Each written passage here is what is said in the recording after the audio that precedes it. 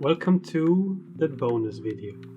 In this video I'm going to take a product, in this case it's a hairdryer, and I'm going to do some sketches, some ideas around making a new hairdryer basically.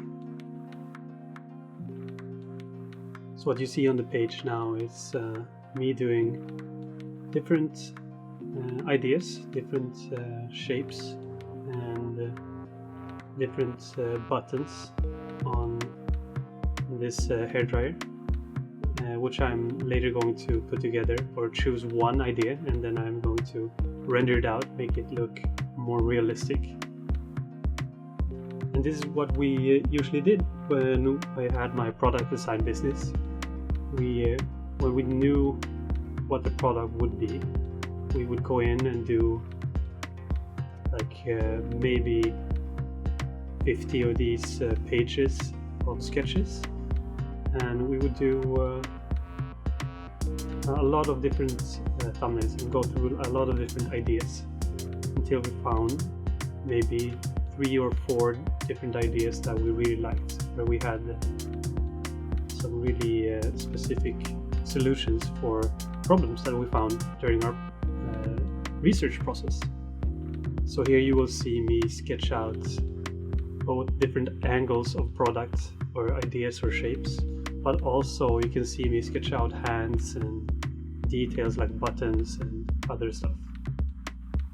I also add these notes to sketches when I come up with an idea. Based on one of these sketches, I add a note so that I won't forget what it is. So then I can go back in and work that idea out a little bit further. This way you don't get stuck in one specific shape or one specific idea. Usually we call like these ideas, when you go in and find one idea, call them darlings. So you don't want to get stuck on one darling, one idea. And we call that process killing your darlings.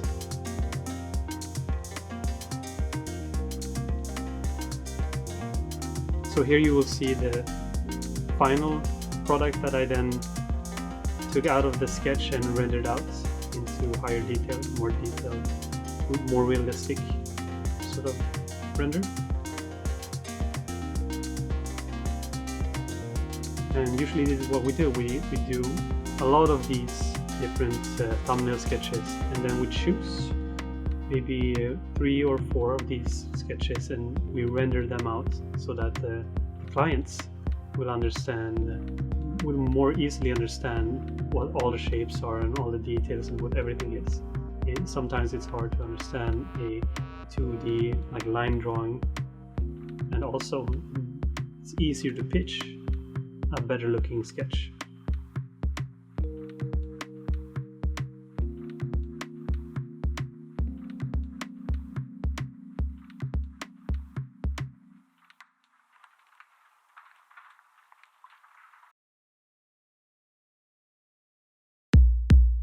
You see me adding this accent color, this orange accent color. So you can see me adding the logo here. So the upper gray part would be like a plastic part, the lower orange part would also be a plastic part, and then this handle would be a chrome detail and some dividing lines, so you get like a clear sort of separation between the different materials. And I'm adding shadows and stuff to show the shape more clearly. Also add highlights, so reflections and stuff.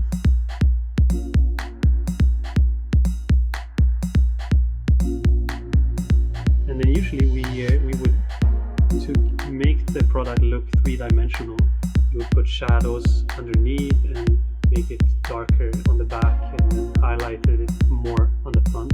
So the parts that you want the client to look at, those would be highlighted.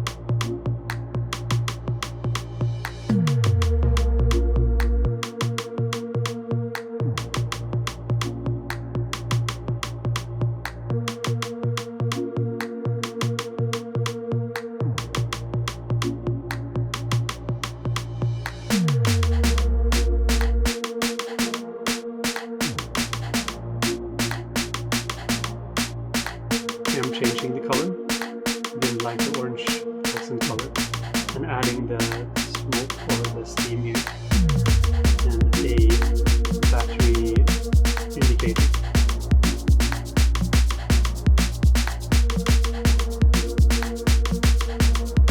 And then I add these comments on the different details, so when I come up with an idea, I want to show the client what that idea is and how that would sort of work. And that's it.